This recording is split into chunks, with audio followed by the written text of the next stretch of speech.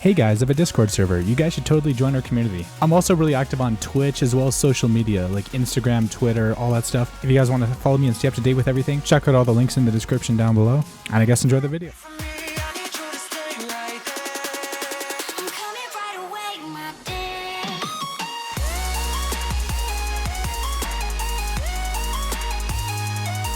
Hey, what's up guys? It's Tibber here and welcome back to a brand new video. And today I'm going to show you guys how to improve your movement in CSGO, because movement is a huge part of CSGO. It's a huge part of the game and it can definitely make you a much better player. Keep in mind, if you have good movement, it's not immediately going to make you better at the game, but if you know how to jump, if you know how the movement system works, you can actually get around the map a lot quicker, which can definitely give you a much bigger advantage when it comes to navigating the map. So step number one is I would highly recommend, like, you don't even need any maps. I will have some maps in the future, obviously, but step number one, just go on all the maps and just try to practice some jumps. So yeah, honestly, Mirage is actually a good start for practicing your jump shots.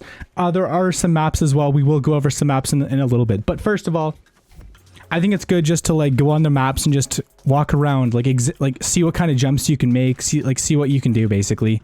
Try to go for strafe jumps, try to like b-hop around the map and stuff. But this is actually a really good jump you can try to go for over by Sniper's Nest. Just break that right there, and then you gotta like step here on this window, and then you gotta try to like strafe jump up there. So you gotta like jump. You have to like walk to like the left side of this ledge right here, and then try to like strafe jump over here to this thing. Yeah, and then you can basically crouch jump up here and you're good to go. And this can actually save you a lot of time. There's also an alternative jump that I think is a lot more difficult to pull off, but it's really cool though. All you got to do is basically do a very similar thing, but for that. There we go, boom. All you got to do is strafe jump up here, and this will save you a lot of time as well. So I mean, both jumps are essentially very similar, but I would highly recommend practicing both. So these are two jumps that could definitely make the difference between winning and losing a round on Mirage. So one thing you might not know about is crouch jumping. So normally if you jump, you can only jump so high. And then if you try jumping and then crouching, it doesn't give you that much like height. So normally if you try to jump up here, it just doesn't work. And then if you jump and then crouch afterwards, it can work sometimes, but it's inconsistent. But there's actually a way to do it that works every single time. You got to basically just hold down and then immediately jump. And then you let go of crouch like once you're at the top, basically. So this is how crouch jumping works. It takes some practice, but it's actually really useful. So make sure to crouch first and then jump. Yeah, you can also get up to firebox too. Like, you can actually save a ton of time by doing this. Yeah, so if there's someone actually just chilling firebox, you can just jump up here, boom, shoot him in the back. Get wrecked, noob. One more thing about movement is for ladders. By the way, these are very basic things. These aren't really going to help you a whole lot, but if you don't know them already, they'll definitely make a huge difference. So normally if you climb up a ladder, it's actually kind of slow, but there's actually a way to climb up a ladder that's a lot faster. Basically, all you got to do is just go up the ladder sideways. So just basically jump at the ladder and then hold down A and W or W and D, and it'll make you climb the ladder a lot faster. However, though, it is a lot more risky too, because like you don't really have full control. At least if you're climbing up the ladder normally, you have a little bit of control over like what you're doing. There's one more jump you can try to make that'll help you a little bit. All right, so let's set the scene. All right, so basically, there's a smoke grenade right here, you know, so it's all smoked off. However, though, this entire area is like fully open. So you could either like push through the smoke normally, or you can actually kind of strafe jump to this window. And I screwed it up, nice. You can basically strafe jump to this window right here. Boom, there we go. And then just push in. Easy. You can actually do the same thing on the flip side as well. You can actually go from this window all the way to the ledge.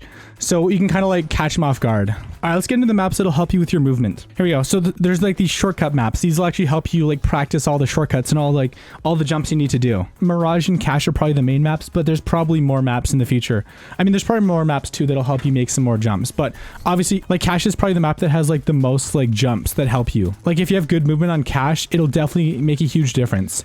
So all you got to do is just basically practice all these jumps, and yeah, and like practice makes perfect. Like the more you do this, the better you'll get. So you got to try to like, you know, make these jumps and try to get the fastest time possible. And then the more you do them, the better you'll get. So honestly, I would recommend practicing these every once in a while. Like you don't have to practice every single day, but if you practice like, you know, like once a week or so on all the maps, it'll definitely freshen up your movement skills and stuff. And then once you master all these jumps and stuff, then you can use them in game, and it'll give you a pretty decent advantage. And a lot of these jumps are very easy, but some of them are a little bit more difficult. Like this jump right here, like this is a jump this is a huge jump. Like this is a huge deal.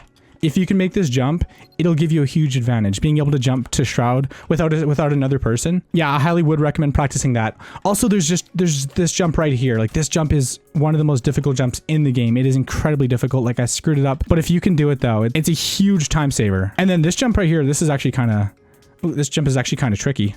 Here we go though. These just kind of help you optimize your movement so you can actually navigate the map a lot quicker. So you don't have to waste a lot of time basically going around objects and stuff. And of course on these maps you can select individual like parts on the map. So you don't have to do every single jump. Like, you can just do a specific one over and over again if you want. Also, they have boost jumps too to help you practice your boost jumps. Like, that's kind of cool. There are other methods to train. Like, if this is too boring for you, there are other methods to actually train your movement too. So you don't have to rely purely just on this alone. Like, there's other ways to do it. These are definitely a big help though. Like, these kind of maps, these shortcut maps will definitely make a huge difference in your movement. Okay, so this next thing, I don't think it's going to help you as much, but this is just a lot more enjoyable. It's a lot more fun, and it still will help you with your movement a little bit. So if you really want to have like the best movement in the game, I would highly recommend, so there's a bunch of different kind of servers. There's surf servers, there's bunny hop servers, and then there's KZ servers. Surfing and bee hopping just helps you improve your movement. It's not very realistic, like it doesn't help you practice like individual jumps, but it gives you a better grasp for like how the movement system works. Also, there's KZ servers too. These are probably the best. Like, KZ servers will teach you how to make insanely difficult jumps. And of course, like, the more you play, the better you'll get. And the better you get, the bigger the advantage you'll have on competitive. So there's a lot of different KZ servers. You can also make checkpoints and stuff too, but these will essentially teach you how to like jump and strafe jump and stuff. You can also set checkpoints whenever you want to, so you don't have to like restart every single time.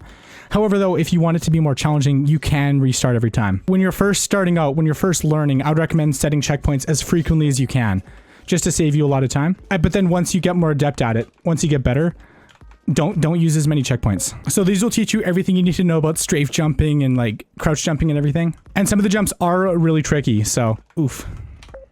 Oh crap, I just reset myself. And don't press the wrong button too. I guess I'd recommend doing the KZ servers before you like do the shortcut maps. I mean, the shortcut maps are cool.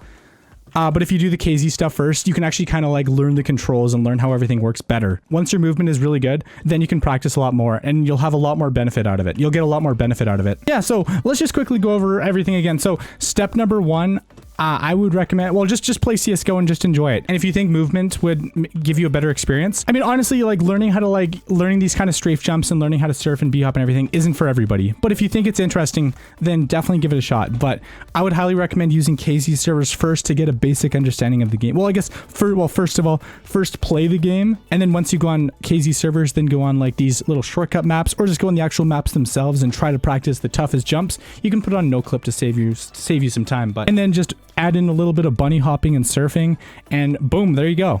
Like, honestly, if you just do all that, it's not really a lot. If you do it like once or twice a week consistently over the course of like just a few months, like you can get really good at strafe jumping, bunny hopping, like surfing. Like, there's a lot of benefits it'll have in game. Like, if you master all the jumps, it'll give you a step up over a lot of people who haven't mastered the jumps. You can just get around the map faster. So guys, hopefully you enjoyed today's video. If you enjoyed it, like, comment, share, subscribe, and let me know if you want more videos in the future about like how to improve on CSGO.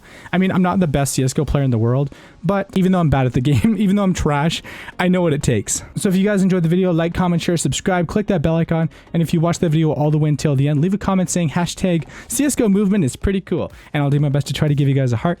Anyways, guys, thank you so much for watching. It's Turbo, and I'm out. Peace.